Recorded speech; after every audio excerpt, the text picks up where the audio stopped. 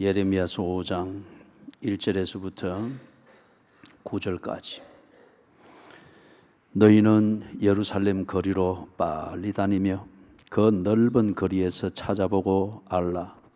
너희가 만일 정의를 행하며 진리를 구하는 자를 한 사람이라도 찾으면 내가 이 성읍을 용서하리라.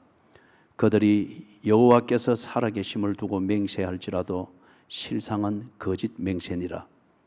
여호와여, 주의 눈이 진리를 찾지 아니하시나이까?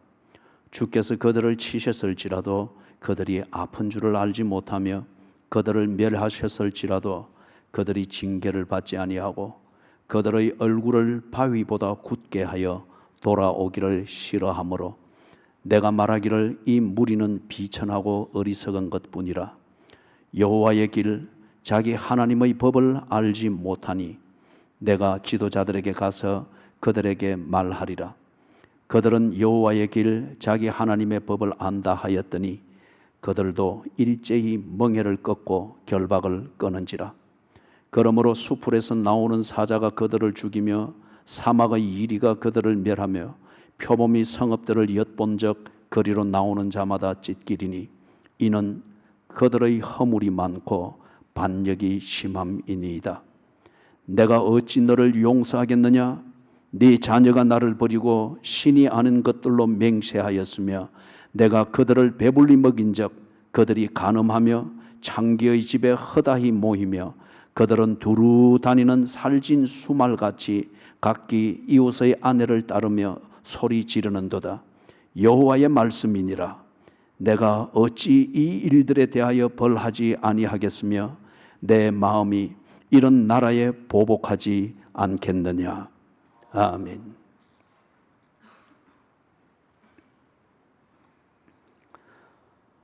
유다가 망하는 것은 경제의 문제가 아닙니다. 정치의 문제도 아닙니다. 교육의 문제도 아니고 문화의 문제도 아닙니다.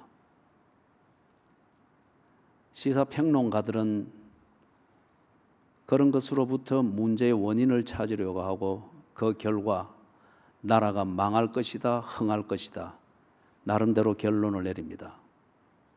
그러나 문제는 진리와 정의를 행하는 사람이 없다는 데 있다는 겁니다. 나라가 망하는 것은 진리와 정의를 행함이 있느냐 없느냐, 그 나라에 진리와 정의가 살아있느냐 살아있지 않느냐, 그것에 달린 문제라고 합니다. 예레미야가 활동하던 그 시절은 주전 7세기 말엽입니다. 히스기야 왕이 통치를 할 때에 이사야 선지자가 히스기야를 도왔습니다. 그리고 히스기야가 하나님 보시기에 그런 대로 괜찮은 정치를 했습니다. 정치와 경제와 문화와 교육, 외교, 군사, 안전, 발전, 번영, 이런 것에 관심이 없었던 건 아니었으나 히스기야 왕의 중심에 언제나 하나님을 경외하는 그 중심이 있었습니다. 그래서 그 틀을 벗어나지 아니하는 경제, 그 중심에 맞는 국방, 정치, 이런 것을 생각했습니다. 이사야 선지자가 그것을 도왔던, 깨어있던, 우리 표현으로 말하면 교회의 지도자였습니다.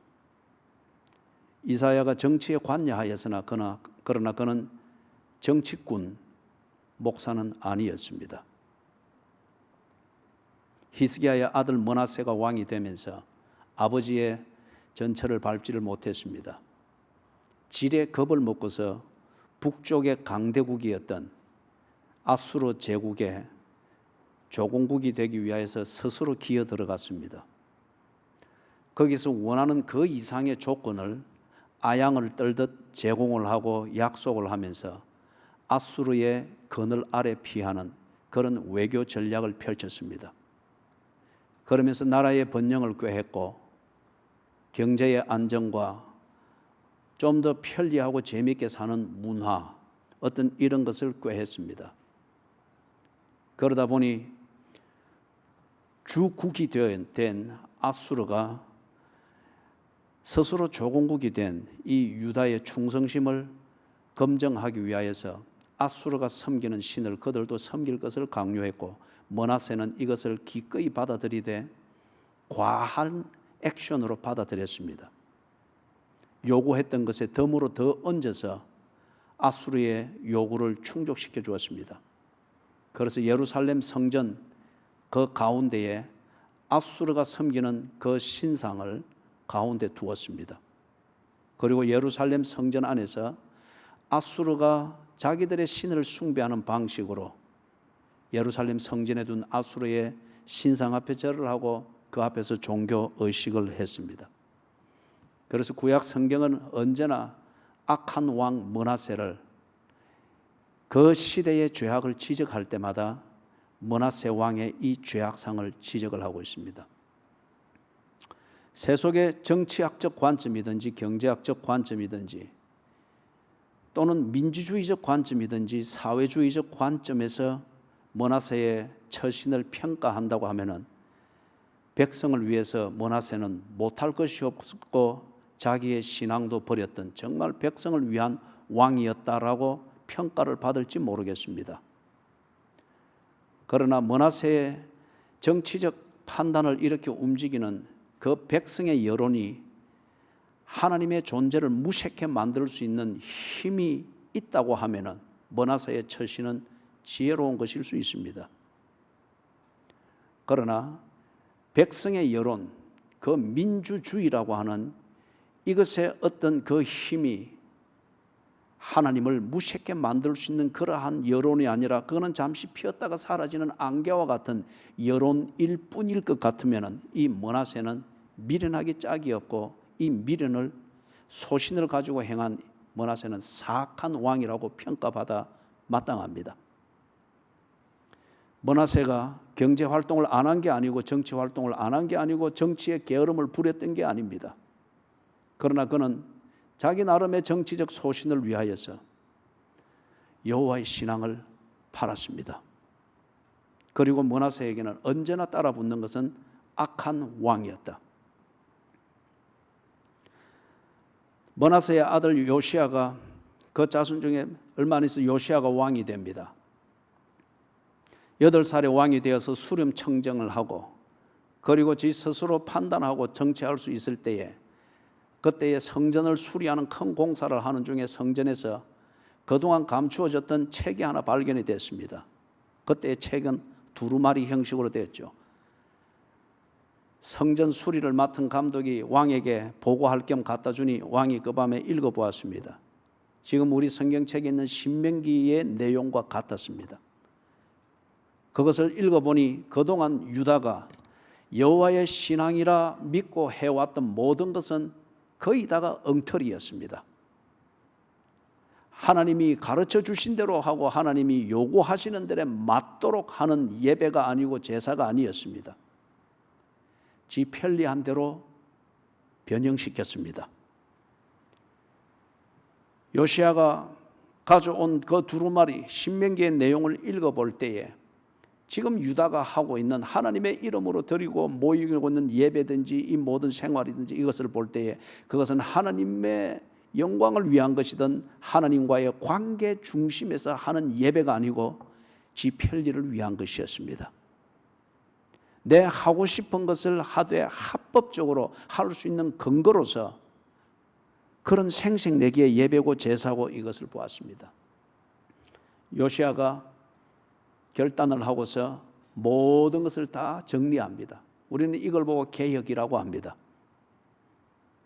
옳은 것을 알았을 때에 그 옳은 것으로 돌아가기 위하여서 굽어진 것과 틀린 것을 정리하고 바로잡는 이 모든 과정을 보고 우리는 개혁이라고 합니다. 그렇기 때문에 개혁은 혁명과 다른 것입니다. 요시야가 이 개혁을 합니다. 특별히 이 종교 분야에서 급진적이고 대대적인 개혁이 일어납니다. 그런데 요시야에게도 정치적 성향이 있었습니다. 성직자라고 해서 정치적 성향이 없고 정치적 견해를 가지지 말라는 법은 없습니다. 그러나 그것이 개혁을 하게 만들었던 신명기의 내용과 같았던 그 성경을 넘어서는 정치적 견해와 정치적 개입이 되어서는 안 됩니다. 성경을 바로 가르치고 성경을 바로 전하고 성경에 나타낸 하나님의 뜻을 백성들이 공유할 수 있도록 하는 그 메커니즘으로서 정치를 생각해야 하며 경제를 생각해야 하며 문화를 생각해야 합니다. 요시야 왕이 어느 시점에 가서 이 수위 조절이 되지를 못했습니다. 요시야 왕 통치 시기 주전 630년에 왕으로 등극을 하여서 주전 609년까지 전쟁터에서 전사할 때까지 왕으로서 통치를 했습니다. 약 21년간이었죠. 그 무렵에 국제 정세는 북쪽 메소포타미아 지역, 지금 시리아와 이라크가 있는 그 지역에서는 아수르 제국이 주된 세력이었습니다. 지금 태평양 건너편에 미국이 있듯이. 그리고 이 유다의 남쪽, 거기에 주된 세력은 지금의 이집트, 우리 번역에는 애굽으로 되어 있죠. 애굽이었습니다. 이 두 개가 하나는 메소포타미아에, 하나는 아프리카 대륙이 시작되어지는 그 시작점인 거기에서 애굽이 이것을 딱 세력을 균형을 맞추어서 양대 세력이 되어서 고대 근동을 그 구조 안에서 평정을 하고 있었습니다. 이 평정의 균형을 잡아가고 있는 동안에 지금 유다의 문제는 뭐였죠? 므낫세 왕이 아수르의 조공국으로 자청해서 들어가면서 그 충성심을 보이기 위해서 아수르의 신을 예루살렘 성전에 두었습니다. 요시야가 성경에 있는 대로 성전을 청결케 하고 예배를 정결을 하면서 이 잘못되어진 것, 예루살렘 성전 안에 있는 아수르의 신상을 제거해 버렸습니다. 그리고 더 이상 아수르 방식으로 예배를 드리고 종교 행위를 하는 것을 금지했습니다. 아수르에 대한 큰 반란입니다. 요시야가 이렇게 했던 데에는 나름대로 지금 이란과 이라크 그 경계 지역에서 지금 현재 이라크의 남쪽 지역인 바벨론이라는 이곳에서 새로운 신흥 세력이 일어났습니다. 이게 나중에는 신바벨론 제국이 되죠. 이 제국이 일어나면서, 이 나라가 일어나면서 남쪽에서부터 아수르 제국을 먹어 들어가기를 시작했습니다. 이 떠오르는 신흥 세력 바벨론 국가를 보면서 요시야는 그 편을 들었습니다. 바벨론을 좋아했기 때문에가 아니라 아수르를 물리치고 아수르의 내정 간섭으로부터 유다를 독립시키기 위하여서 이런 정치 게임을 한 겁니다. 외교적 게임을 한 거예요. 그런데 애굽이 보니까, 남쪽에 있는 애굽이 보니까 반대편에 있는 아수르 제국이 북쪽을 평정해 주어서 남쪽이 잠잠할 수 있었는데, 이 지금 남쪽에 있는 아수르 제국이 신흥 세력 바벨론에 의해서 남쪽으로부터 먹혀 들어가고 있단 말이에요. 애굽이 국제 정세의 통찰력을 가지고 볼 때 아수르가 무너지면은, 그래서 신흥 바벨론이 제국이 되어지면은 당연히 애굽도 영향을 받게 되어지고 평정이 깨어지면 또 다른 전쟁을 해야 되기 때문에 이게 불편한 겁니다. 바벨론 신흥 세력과 함께 파트너십을 하는 것보다는 현재 파트너십을 해서 그대로 고정이 되어 있는 아수르 제국과 국제 정세의 균형을 맞추기를 원하는 것이 애굽의 국제 정세에 대한 통찰력이었습니다. 애굽이 아수르를 돕기 위해서 북쪽으로 올라갑니다. 신흥 바벨론을 물리치고 아수르를 도와서 현재 그들이 안주하고 있는 현실의 국제 정세에 유지하기 위해서 북쪽으로 올라갑니다. 이때에 바벨론의 편을 들었던 요시야가 애굽이 북쪽으로 올라가는 길목에서 막았습니다. 그게 갈릴리 남서쪽에 위치한 머깃도라고 하는 도시입니다. 거기에서 요시야가 군대를 끌고 나가서 진격하고 있는 애국 군대를 마주하고서 전쟁을 벌입니다. 무모한 짓이었습니다. 열정은 이해할 수 있으나 그러나 현실적으로든지 군사적이고 전술적으로 볼 때 그거는 무모한 짓이었습니다. 요시야가 거기서 제대로 전쟁을 해보지 못한 채 애국 군대에 의해서 죽게 되어집니다. 어처구니없는 그 죽음 때문에 유다에게 꼭 필요했던 것, 그리고 시작되었던 하나님의 말씀으로 돌아가는 이 진정한 개혁이 함께 중단이 되어버렸습니다. 요시야가 죽자 그의 아들 여호아하스가 왕이 되죠. 당연히 아버지를 따라서 친바벨론 정책을 가지고 있는 아들입니다. 요시야 왕을 죽인 애굽이 들어와서 친바벨론 정책을 하고 있는 여호아하스가 세습으로 왕이 되어진 것을 용납할 리가 없습니다. 애굽으로 잡아가 버리고 친애굽 정책을 펴는 요시야의 다른 아들 엘리야김을 왕을 세웁니다. 이름을 여호야김으로 바꾸어서 친애굽 정책을 펼 수 있는 유다의 왕으로 세워놓고 애굽이 여호아하스를 잡아서 데려갑니다. 바벨론이 더욱더 강해지면서 아수르를 거의 다 몰락시켰습니다. 거의 메소포타미아 지역을 평정을 합니다. 그래서 주전 605년 요시야가 죽은 이후 4년 뒤 605년에 애굽이 바벨론을 물리치고 북쪽을 평정하기 위해서 올라갑니다. 그래서 지금 시리아의 어느 한 지역인 북쪽 그 경제지역의 어느 한 지역 갈그미스라고 하는 이 지역에서 애굽과 신흥 세력 바벨론이 대전투를 벌입니다. 바벨론이 애굽을 물리칩니다. 전쟁에서 승리했습니다. 그러다 보니 애굽의 영향력 아래에 있던 가나안 땅에 바벨론이 물밀듯 내려옵니다. 당연히 유다 땅에도 간섭을 합니다. 친애굽 정책을 펴는 유다를 바벨론이 들어가서 친바벨론 정책을 펼 수 있도록 정치 체제를 다 바꿔버려 버렸습니다. 여호야김이 바벨론이 들어오기 전에 죽었습니다. 그의 아들 여호야긴이 세습을 받아 왕이 되었고 친애굽 정책을 가지고 있죠. 그래서 들어온 바벨론이 여호야긴을 잡아서 바벨론으로 끌고 가고 친바벨론 정책을 펼 것을 약속하고 다짐을 받고 요시야 왕의 세 번째 아들 시드기야를, 원래 이름은 마따디아입니다. 이름을 시드기야로 바꾸어서 왕으로 세웠습니다. 친바벨론 정책을 세도록 꼭두각시 왕을 세워놓고 간 거죠. 이런 와중에 유다의 궁궐 안에서는 이 외교 정책과 관련해서 갑론을박이 끊이지 아니했습니다. 시드기야 왕 애초에는 친바벨론 정책으로 시작했고 그리고 그게 조건이었습니다. 바벨론으로부터 그걸 어기게 될 때는 어떠한 아주 무서운 보복을 받게 되는 것, 이거는 언약입니다. 외교적 언약이었습니다. 5년쯤 지난 뒤에 궁궐 안에 있는 친애굽 세력들이 힘을 얻으면서 시드기야 왕을 계속하여서 설득합니다. 시드기야 왕이 친애굽 정책을 주장하는 이 국내 대신들과 정부 요인들의 그 소리에 귀를 기울이고 친바벨론 정책에서 친애굽 정책으로 바꿔버렸습니다. 바벨론이 손을 보기 위해서 내려옵니다. 그리고 초토화시킵니다. 유다가 망합니다. 처절하게 망합니다. 그게 주전 587년, 586년 유다가 망하는 바로 그 사건이었습니다. 사랑하는 여러분,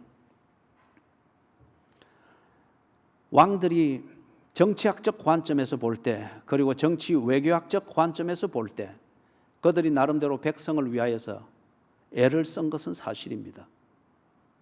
그러나 그들의 정치하는 것과 외교의 술수를 펼치는 것, 그리고 나름대로 국가의 번영과 국민의 안전을 위해서 그러한 머리를 짜내면서 그렇게 애를 썼던 것, 그것은 정의가 아니었고 진리가 아니었습니다. 정치학 정치학을 가르치는 교실에서는 어느 한 교수의 이론의 그 관점에서 볼 때 그게 진리고 최선이었다고 말할 수 있을지 모르나, 그러나 이 유다 백성을 낳고 기른 하나님의 관점에서 볼 때에 그것은 정의가 아니었습니다. 하나의 이념이었을 뿐이었습니다. 그것은 진리가 아니었습니다. 그러나 하나의 술책일 뿐이었습니다. 한 개인과 한 시대에 통할 수 있는 이념과 어떤 전략을 가지고서 자기를 낳아주고 길러주신 여호와 하나님을 무시했습니다. 그들이 친애굽 정책을 펼 때 하나님과 의논하지 아니했습니다. 친바벨론 정책으로 정책을 바꿀 때에 하나님을 생각하지 아니했습니다. 그들이 전쟁을 나갈 때에 하나님을 찾지 아니했습니다. 정의와 진리가 없는 므낫세 이후로부터 망하는 시드기야 때까지 치면은 약 60년간 정의와 진리는 한 개인이 만든 이념이었고 그 이념을 모든 사람에게 통하게 만들기 위한 파퓰리즘이었습니다. 정의와 진리가 아니었습니다. 그 기간 동안에 철저히 하나님은 무시당했고 철저히 하나님은 이용당했고 예배는 자기들을 합리화하는 그런 종교적 근거로서 이용당했고 남용당했습니다. 경제와 문화의 상태, 경제와 문화에서 정의가 있고 진리가 있었느냐? 예레미야 선지자보다도 약 한 세기 앞서서 선지자 활동을 하고 특별히 북쪽 이스라엘을 향해서 망하는 그 시점에 이른 만성의 질병을 앓다가 이제는 망할 수밖에 없고 끝날 수밖에 없는 그 지경에 있던 북쪽 이스라엘을 향해서 예언을 하고 하나님의 말씀을 전했던 아모스 선지자가 북쪽 이스라엘을 두고서 하는 말이지만 이것을 남쪽 유다가 100년의 세월을 흘러가면서 그대로 본받았습니다. 아모스가 그의 책 2장에서 그 상황을 이렇게 진단을 합니다. 2장 6절, 7절, 8절입니다.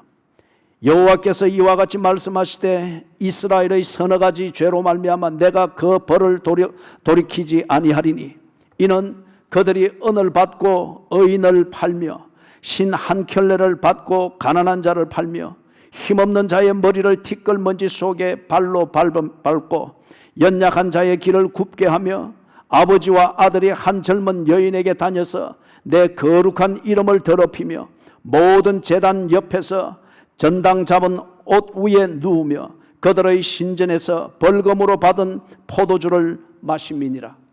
그리고 4장 1절에서는 이렇게 말합니다. 사마리아의 산에 있는 바산의 암소들아. 여기 바산의 암소들은 부유한 계층의 부인들을 말합니다. 그 여인들을 말해요. 바산의 암소들아 이 말을 들으라. 너희는 힘없는 자를 학대하며 가난한 자를 압제하며 가장에게 이르기를 술을 가져다가 우리로 마시게 하라 하는도다. 또 다른 곳에서는 그리고 미가스에서는 그리고 선지자들이 말하기를 이때에 경제와 문화는 사치와 방종과 보다 더 즐거운 것, 보다 더 재밌는 것, 보다 더 편리한 것을 추구하기 위하여서 그 목적을 위하여 돈을 벌고 그 목적을 위하여서 몸을 꾸미고 치장을 하고 쟁그렁거리는 소리가 날 정도로 몸을 장식품으로 장식했다고 합니다. 그리고 그것이 채워지지 아니하면은 이혼이 이거는 만연했다고 합니다. 그게 그 당시에 경제와 문화의 소위 정의라고 말하는 그거였습니다. 그들이 번영을 추구했습니다. 행복을 추구했습니다. 이때 말하는 행복은 오늘날 행복의 개념처럼 감각적인 것이었습니다. 내가 느끼는 상태 그것을 가지고 불행이니 행복이니 판단했다는 거예요. 그런 종류의 행복을 추구했습니다. 보다 더 편리한 삶을 추구했습니다. 그 자체가 나쁜 것은 아닙니다. 그러나 무엇을 위한 번영이며 행복의 본질이 무엇이며 편리를 추구하는 목적이 뭐냐 이거예요. 그들이 번영을 추구하고 행복을 추구하고 편리를 추구하고 신분 상승을 추구하는 그 내용을 통하여서 반대 급부가 일어난 것은 하나님 중심, 성경 중심, 교회 중심, 이것은 무시당했습니다. 하나님 중심이 없어졌습니다. 성경 중심이 없어졌습니다.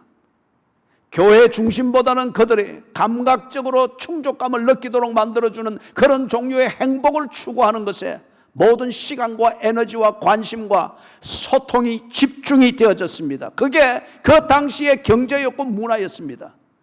번영한 자들이 있었고 부유한 자들이 있었고 검은 보석으로 치장하여서 눈으로만 봐도 성공한 사람처럼 여겨지고 복받은 사람처럼 여겨질 수 있는 사람들이 거리를 활보하고 다녔으나, 그러나 하나님의 눈에 볼 때에 정의를 행하고 진리를 행한 자는 없다는 겁니다.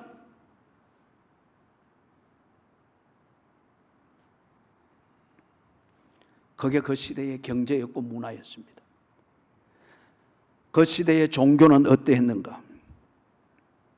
에스겔이 환상을 통해서 보죠. 에스겔은 주전 597년 이때에 바벨론이 들어와 가지고 많은 포로들을 끌고 바벨론으로 갈 때 그때 다니엘과 함께 잡혀갔습니다. 에스겔이 잡혀가서 지금 예루살렘의 상황을 환상을 통해서 보고 이것을 에스겔서, 자기가 쓴 책 에스겔서 전반부에 쭉 이 환상들을 기록을 하고 있습니다.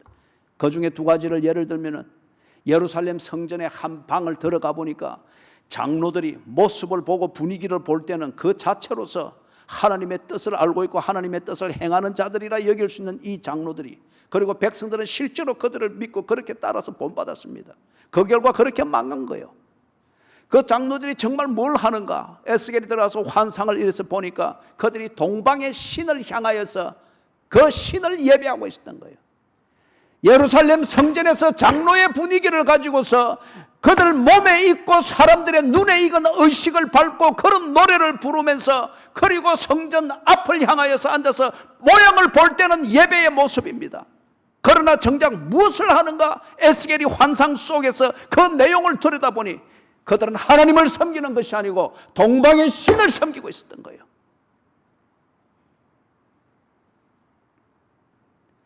교회에서 늘 기도하는 자들이라, 교회에서 늘 봉사하고 정말 주를 위하여 오매불망 사는 사람이라 여겨지는 이 여인들이 모여있는 그 방을 들어갑니다.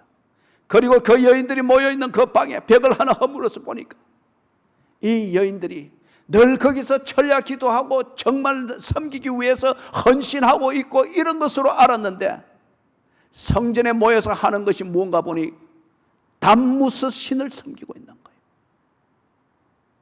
고대 근동의 한 민족의 토속 신으로 여겨지는 이 담무스를 그들이 수입을 해가지고, 어쩌면 현대적 표현으로 말하면 여호와께 기도하는 것보다는 담무스에게 제를 드리고 담무스에게 정성을 하는 것이, 내 자식이 수능고사에서 더 좋은 점수를 받고 내 빙신 같은 자식이 이번에는 뭔가 좀 성진을 하고 취직을 할 수 있는 그런 가능성이 더 보이는 것 같으니까, 형식은 여호와를 섬기는 것을 빌리되 실제로 섬기는 것은 담무스.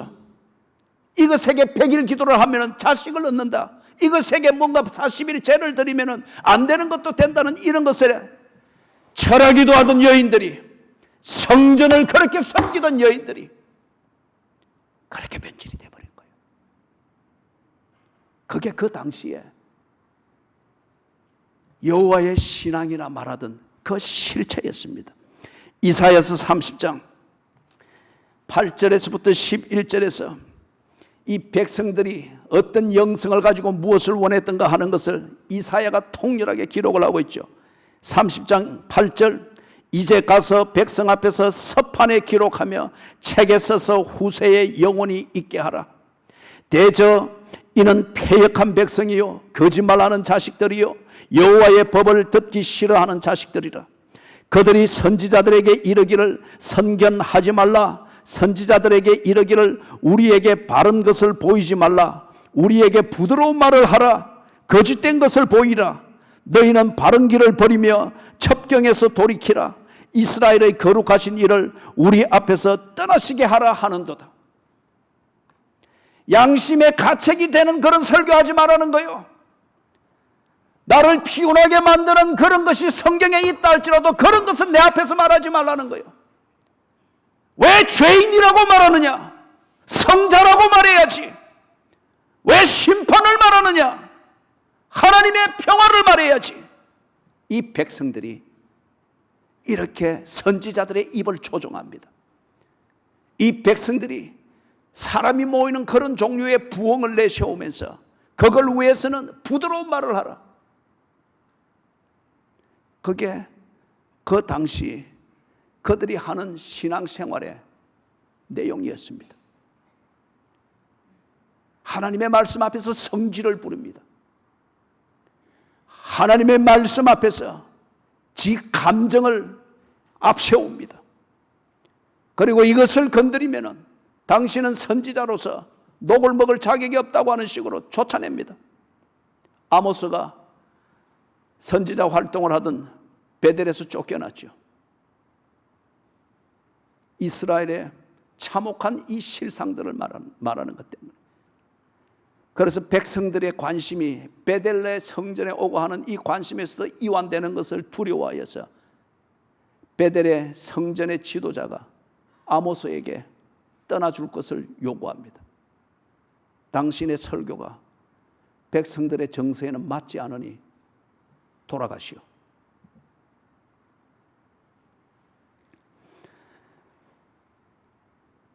예레미야서를 읽어볼 때에 당시의 종교 지도자들이, 성전의 지도자, 그리고 성경을 가르친다는 이 지도자들이 예레미야를 매국노로 매도했습니다.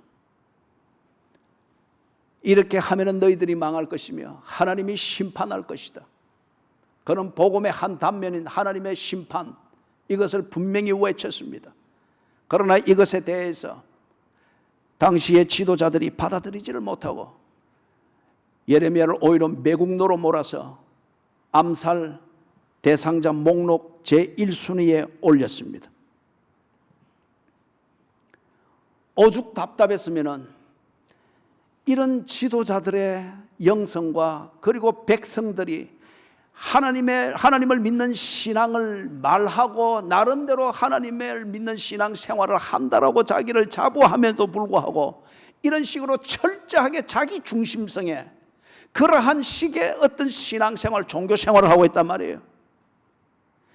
이럴 때에 비록 소수이지만은 하나님의 정의와 하나님의 진리에 대하여서 경외함과 두려움으로 열려있는 자는 얼마나 답답하겠습니까? 그래서 아모스 선지자가 벌거벗고 다녔습니다. 너희들이 이 처지로서, 그리고 여전히 네 중심성으로서 이런 고집을 부리고 이렇게 세를 과시한다마는 곧 너희들이 이렇게 될 것이다. 듣지 않으니 보여준 거요. 벌거벗은 채로 그들이 볼 수 있도록 거리를 다녔습니다. 이렇게 너희들을 벗길 것이다. 이렇게 황폐화될 것이다.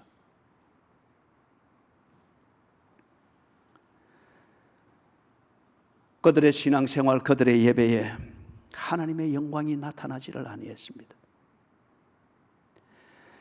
그들이 성경을 읽고 그들이 원하는 설교를 요청하고 부드러운 말을 할 수 있는 설교자들을 찾고 헤매는 나름대로 열심히 하는 거죠. 그리고 조직을 해서 어떻게 그것을 구하고 유지시키기 위하여서 그렇지 못한 설교자들은 쫓아내기도 하고. 그러나 그렇게 하는 그들의 모임과 그들의 나름대로 그들 방식으로 하는 신앙생활 안에 하나님이 칭송을 받는 이 열매들이 없었습니다. 사람이 변하여서 하나님의 사람이 되어지는 이 열매들이 없었습니다. 사랑과 공의를 실천하여서 아모스가 그렇게 부르짖었던 것처럼 공의를 하수처럼 흐르게 하라고 하는 것, 정말 공의가 하수처럼 흐르고 하나님의 사랑을 본받은 그 사랑이 일상에서 잔잔하게 실천이 되어질 때에 정말 한 창기를 찾아서 아버지와 아들이 같이 다니며 스트레스를 풀려고 하고 그렇게 푸는 것이 행복이라고 여기는 이런 것들이 있겠느냐 말이에요.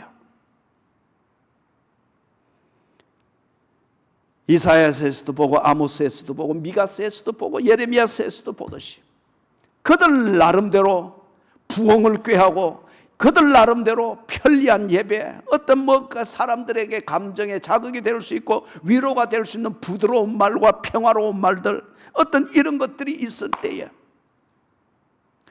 그 자체가 나쁜 것은 아니죠.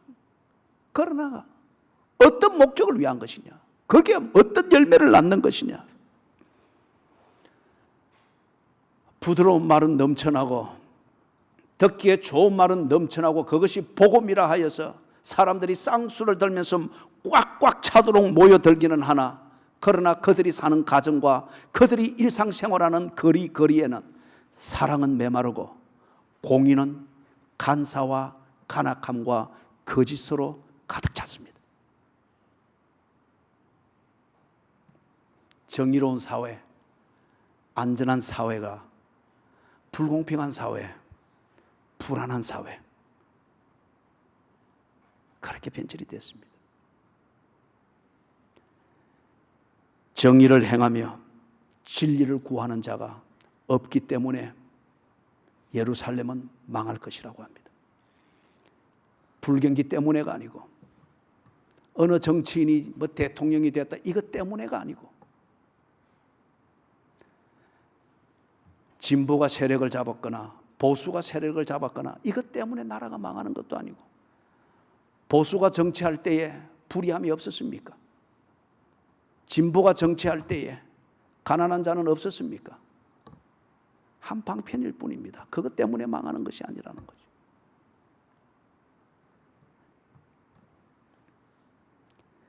(3절에서) 가망이 없는 그 사회를 이야기를 합니다. 영성이 완전히 무뎌졌습니다. 세속화되어진 가치관으로 영성, 하나님을 닮아가고자 하는 이 영성을 대체해버렸습니다. 정치적으로 안전한가? 정치적으로 세력을 잡을 수 있는가? 경제가 번성할 것인가? 문화적으로 재미있을 것인가? 이 문화가 우리에게 행복감을 많이 만들어줄 것인가? 이 잣대로서 교회 가야 될 필요와 가지 말아야 될 필요, 이 잣대로서 유익한 설교인가 아닌가, 이 잣대로서 신앙생활 바로 하고 있는지 아니한지 이것으로 판단하는 거예요.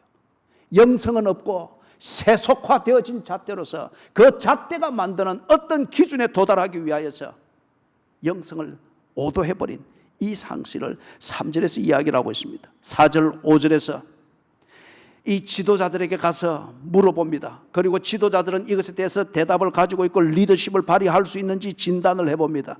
그런데 지도자들은 한결같이 이사야 선지자가 경고했던 백성들의 뒤틀어진 그 영성에 아주 잘 반응할 수 있는 꾼들이 되어 있습니다. 부드럽게 말하라면 부드럽게 말하고, 내가 거짓말을 했을지라도 그것은 옳은 말이라고 말하고 요구를 하면은 선지자가 천년덕스럽게 아브라함의 예를 들고 이삭의 예를 들어서 그 거짓말이 옳은 것이라고 그렇게 이야기를 해주는 이런 식이 되어 있단 말이에요.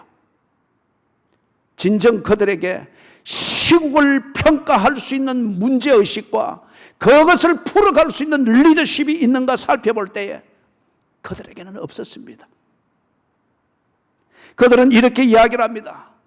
하나님이 구별하여 세운 예루살렘이 존재하는 이상 이 땅은 망하지 않는다.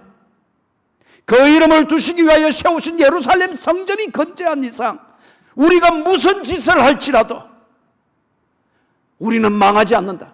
성전이 있기 때문에, 예루살렘 성이 건재하기 때문에. 그들이 믿는 것은 하나님이 아니라 그들이 믿는 것은 세속화되어진 관점에서 볼 때에 종교적 심벌이 되고 있는 예루살렘의 성벽을 믿었고 예루살렘 성전에서 행해지는 종교적 의식을 믿었습니다. 그걸 가르쳤던 거예요. 그리고 또 더 나아가서는 우리는 하나님의 백성이기 때문에 망하지 않는다는 거예요. 나는 하나님의 백성이기 때문에 하나님의 복을 받을 사람이지 하나님의 심판을 받을 사람이 아니다는 거죠. 이것을 종교 지도자들이 그런 식으로 가르치는 거예요. 희망과 평안을 주는 것이 복음이지, 그리고 희망과 평안을 주고 그걸 느끼게 하는 것이 설교이지, 회개를 촉구하고 죄악을 지적하고 죄를 뉘우치도록 만드는, 이것은 설교가 아니면 그것은 복음이 아니라고 하는 식으로 종교 지도자들이 그렇게 매도를 해가고 있었습니다. 그게 3절 4절입니다. 듣기에는 좋은 분위기입니다. 그러나 좋은 분위기 속에서 이 나라가 함께 망해가고 있습니다. 이게 지금 유다의 시국입니다. 6절에서 마지막에 보니까 6절 마지막에 이는 그들의 허물이 많고 반역이 심함이니라. 빌 클린턴 대통령을 여러분이 아실 겁니다. 빌 클린턴 대통령이 조지 W. 부시, 아버지 부시, 뒤에 빌 클린턴 다음에 대통령이 됐던 주니어가 아니고 시니어, 아버지 부시, 얼마 전에 작고하셨죠. 그분과 대통령 선거에서 젊은 빌 클린턴이 이겼습니다. 빌 클린턴이 투표자들의 마음을 샀던 그 선거 슬로건 중에 하나가 이 바보야, 문제는 정치가 아니고 경제야. 이 바보야, 지금 문제는 정치가 아니고 경제야. 조지 W. 부시 시니어가 첫 번째 임기 대통령을 하면서 미국 경제가 별로 안 좋아졌습니다. 민심은 이 경제적 감각 지수에 의해서 굉장히 반응이 빠르고 크죠. 미국의 민심이 실업률을 낮추고 일자리를 찾고 대출을 갚아 나가고 어떤 이런 것에 대한 좀 희망을 가질 수 있고 대안을 가질 수 있는 이것을 기대하고 있었습니다. 빌 클린턴이 그 민심을 사로잡은 거예요. 이 바보야, 문제는 정치가 아니고 경제야. 먹혀 들어갔습니다. 대통령이 되었습니다. 그리고 그가 미국의 경제를 많이 일으켰죠. 그리고 세계 경제 활성화시키는 데도 많이 기여를 했죠. 좋은 대통령으로 기억이 되고 있습니다. 경제적인 면에 있어서는. 지금 6절을 마지막을 볼 때 그게 생각이 났습니다.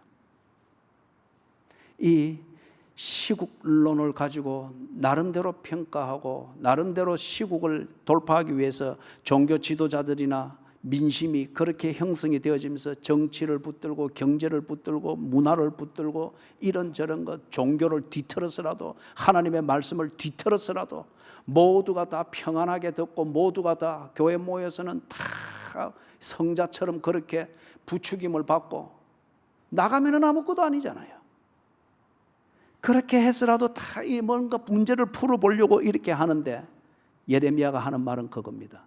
이 빙신아, 문제는 정치가 아니고 문제는 경제가 아니고 문제는 참된 회개이다.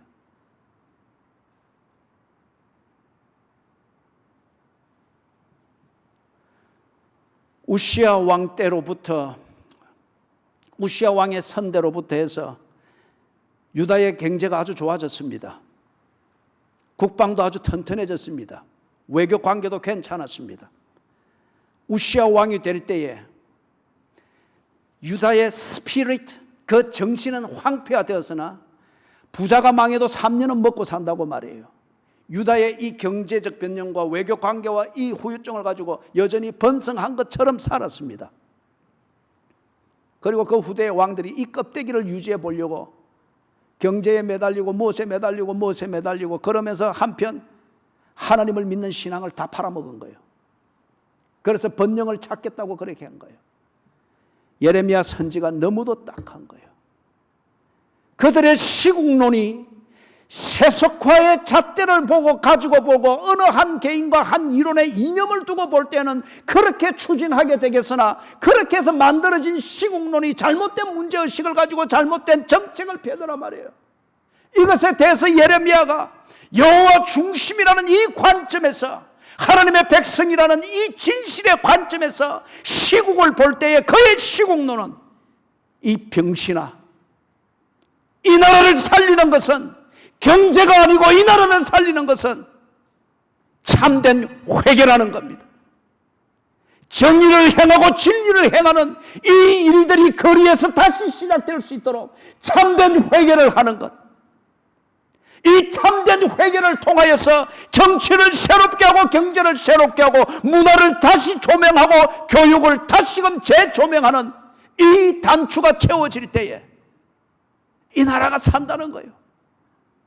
그런데 지금 이걸 잊어버리고 엉뚱한 데서 헤매고 방황하고 정열을 쏟아놓고 있는, 이것이 정의인 양, 이것이 진리인 양 오도하고 절대 다수가 그것을 부추기면서 동조하면서 그렇게 흘러가고 있는 것, 그걸 두고 빌 클린턴의 말을 패러디해서 예레미야의 이 표현, 6절 하반절의 표현을 보면, 이 바보들아, 이 나라를 살리는 것은 경제 부흥이 아니고 정권 교체가 아니고 여호와께로 돌아가는 참된 회개이니라.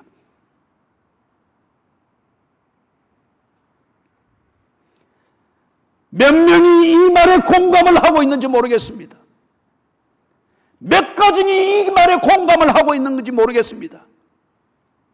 이 바보야, 네 가정을 살리는 것은 경제가 아니고 참된 회개이니라.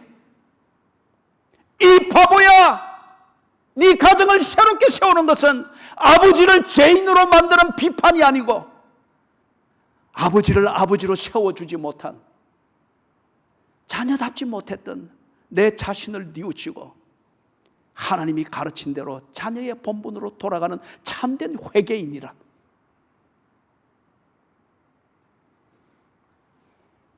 (7절 8절에서)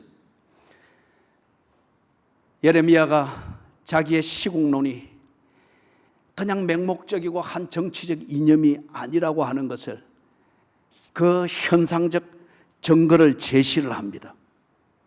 7절 8절에서 거기 나오는 내용들은 다 뭡니까? 도덕의 문제입니다. 도덕의 문제입니다.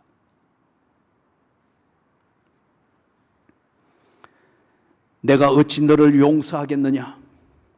네 자녀가 나를 버리고 신이 아는 것들로 맹세하였으며 내가 그들을 배불리 먹인 적 그들이 간음하며 창기의 집에 허다히 모이며 그들은 두루 다니는 살진 수말같이 각기 이웃의 아내를 따르며 소리 지르는도다. 이게 꼭 이 시대를 정확하게 옮겨놓은 말이지 않습니까? 도덕입니다. 도덕은 사람이 사는 도리를 말합니다. 그런데 사람이 나름대로 이렇게 열심히들 살고 있습니다. 밤새도록 먹고 하루 종일 즐거움을 추구해서나 채워지지 않는 그것 때문에 또 채우기 위해서 밤새도록 술 마시고 마약 맞고 밤새도록 간음하고 밤새도록 헤매고 다니면서 어딘가를 1%를 채우기 위해서 그 기회를 엿보느라 밤새도록 밤을 새우고,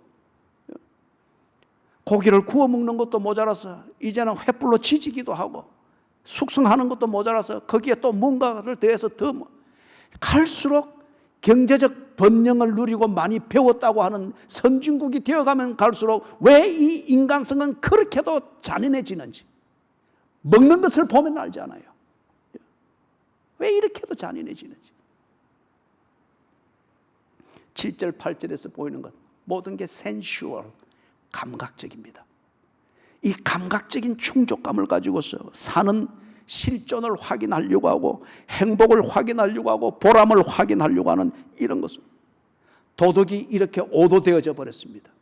사랑하는 여러분, 세속이 말하는 도덕은 여론에 합당하게 처신하는 겁니다. 그러나 성경이 우리에게 가르치는 그 도덕은 하나님 보시기에 합당한 것을 말합니다.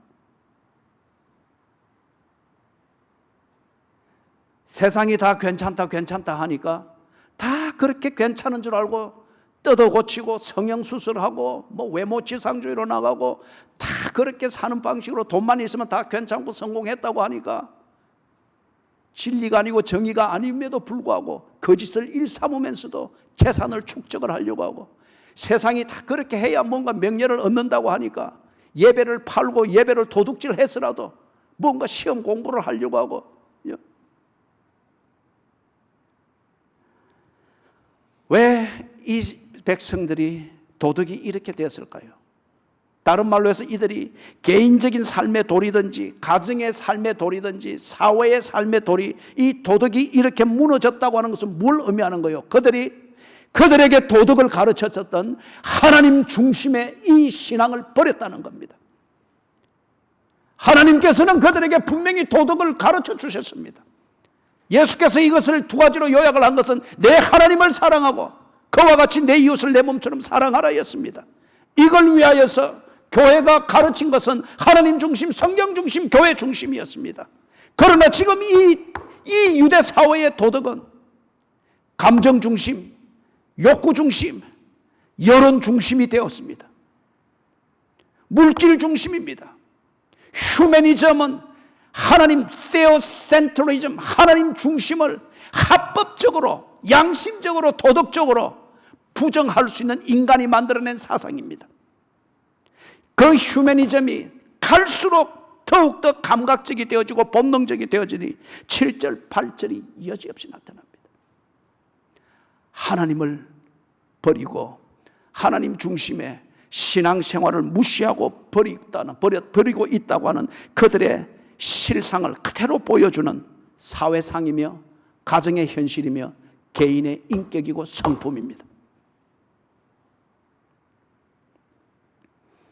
9절에서 여호와께서 심판하시겠답니다. 체질 자체가 이렇게 가버렸기 때문에 여러분, 가정에서 수도꼭지가 잠궈지는 이 한계를 넘어가지고 나중에는 그냥 잠기는 것도 아니고 풀리는 것도 아니고 빙빙 돌 때에 여러분 어떻게 합니까? 그 문제를 갈아 넣지 않습니까? 그것은 더 이상 재생불능이기 때문에 버리고 갈아 넣습니다. 그게 문제 해결입니다. 9절은 그것입니다. 하나님께서 심판하시겠다. 내가 어찌 이 일들에 대하여 벌하지 아니하겠으며 내 마음이 이런 나라에 보복하지 않겠느냐. 돌이키지 아니하면 망할 것입니다. 왜 이 땅에 백성들로 하여금 복음으로 들려지던 그런 얘기가 TV나 유튜브나 어떤 이런 버라이어티 쇼 비슷한 거기서 나오는 재담꾼들이 아주 인간의 본능을 즐기는 그것을 가지고서 이 얘기를 재담꾼들이 말잔치를 이래 해 나갈 때에 거기에 대해서 본능적 공감을 하는 것은 고민할 필요가 없습니다. 그게 엔터테인먼트의 속성이죠. 본능적인 어떤 그런 것들을 즐거운 경험들을 이야기할 때 나 또한 그것에 쉽게 공감을 해 나갑니다. 왜 이 땅이 혼자 밥 먹는 이런 인테리어, 이런 디자인이 식당의 대세가 되는 것으로 이렇게 확 확산이 되어져야 될까요? 왜 자녀를 낳는 것을 불행이고 자녀를 낳는 것이 그 남은 인생을 불행하게 사는 것으로 그렇게 매도되어질까요? 특별한 이유가 있어서 자녀를 못 낳을 경우가 있습니다. 존중해야 합니다. 그러나 보편적이게는 창조의 질서는 그것입니다. 그것을 통해서 인간이 존속해 왔습니다. 왜 이 땅이 자녀를 안고 또는 할머니의 등에 자녀가 손주가 엎혀 있고 그것을 위해서 때로는 피곤하고 병을 앓기도 하는 이 어머니의 모습, 이것이 불행한 여자의 일생으로 채색되어지고 자녀 대신에 언제나 지가 버리고 싶으면 버릴 수도 있고 지 하고 싶은 대로 할딱거리면서 따라주고 아양을 부려주는 개가 그 자리를 차지해야 되는 얘기죠. 자녀를 태워서 그릇말을 가르치고 자기가 살아내야 될 세상을 보여주기 위해서 프렘, 이 유모차에 대해서 끌고 다니는, 이것은 부끄러운 것이고 이것은 엄마라고 하는 이 굴레에 갇혀버린 여자의 비참한 일생으로 묘사되어지고 그 프렘의 유모차에 오히려 개를 태우고서 개를 끌고 다니는 이것이 이 시대의 성공한 여인 거루의 우문의 모습인 것처럼 왜 이런 것이 미디어를 통해서 빠르게 확산이 되어지고 이것에 대해서 생각 없이 그리스도인임에도 불구하고 창조론을 믿는 그리스도인임에도 불구하고 하나님의 영광을 위하여 살아야 되는 하나님의 형상으로 지음받은 그리스도인임에도 불구하고 그런 이념들과 사상들과 삶의 패턴에 대하여서 부러워하면서 그런 것을 점차 받아들이면서 흉내를 내는 것일까?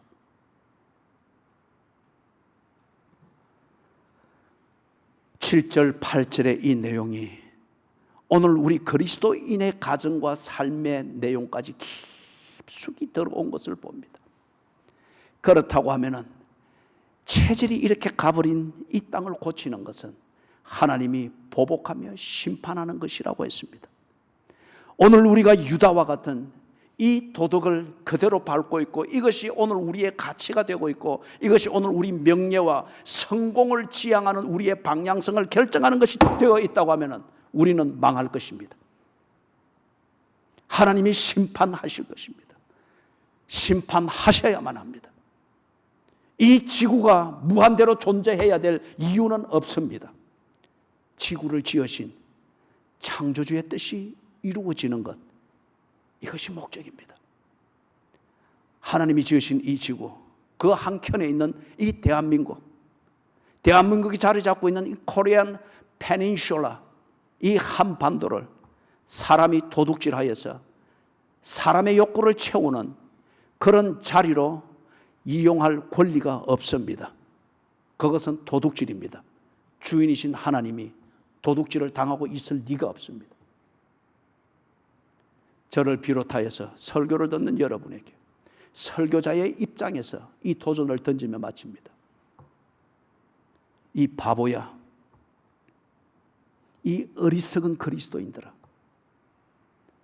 문제는 정권이 바뀌는 것도 아니고 경제가 아니고 친미, 친중이 아니고 여호와께로 돌아가는 참된 회개인이라. 하나님이여, 우리를 살려주시옵소서. 우리 가정을 살려주시옵소서. 이 나라를 살려주시옵소서. 정의를 행하며 진리를 행하는 것이 없는 게 사실입니다. 길 가다가 사람이 죽으며 밥 먹다가 무고히 죽으며 믿었다가 배신의 칼을 받으며 어린 자식이 15층 아파트에서 던지움을 당하며 엉망진창입니다. 그럼에도 불구하고 이 땅은 여전히 선거 싸움을 하며 이념 싸움을 하며 백성들은 이편 저편 출렁거리는 파도처럼 그렇게 무리지어 여론의 파도를 만들고 있을 뿐입니다. 교회가 아무 말을 하지 못합니다. 교회가 뒷바라지를 하고 있는 것, 저들의 뒷바라지를 하고 있는 이 한여 노릇 외에 특별히 하는 것이 없는 것 같습니다. 주여, 고침을 받기 원합니다. 심판하셔서 고쳐야 된다면 감당할 수 있는 힘을 주시옵소서. 그러나 하나님의 자비하심에 부탁합니다. 하루를 더 참으시옵소서. 그리고 우리에게 정직한 영을 주시옵소서. 개인적으로 드리는 예배의 자리에서부터 가족들이 모이는 가정과 시민들이 이루는 이 사회에서 정의를 행하며 진리를 행하는 그리스도인들이 하나둘씩 일어나게 해 주시옵소서. 예수님의 이름으로 간절히 기도드리옵나이다. 아멘.